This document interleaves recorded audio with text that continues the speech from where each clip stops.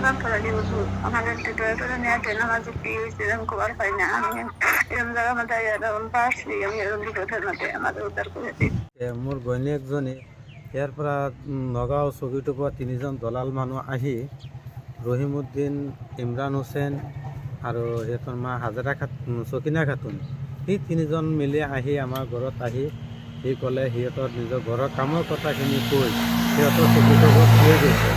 চকীটোক লৈ যোৱাৰ পিছতে 15 দিন পিছত মই খবৰ পালোঁ, ডিমাৰ পৰা খবৰ পাই ঘৰত আহিলোঁ। আহি বিচাৰ কৰাতে নীলবাগান থানাত এখন এজাহাৰ দিলোঁ। এজাহাৰ দিয়াৰ পিছতে নীলবাগান থানা ফোন মাৰিছে, ফোন মাৰি অলপ দিন কথা পাতিছে, পিছত কেছটো শেষ হৈ গ'ল। পিছতে মই লগটো বাদ দিলোঁ।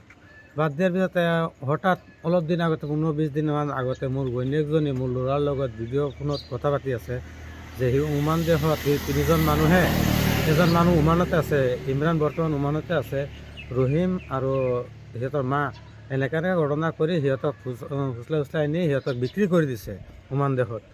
এতিয়া সি বুজথা কানফাৰত সি ৰিকুৱেষ্ট কৰি আছে যে সিহঁতক উদ্ধাৰ কৰি আনি দিবৰ কাৰণে।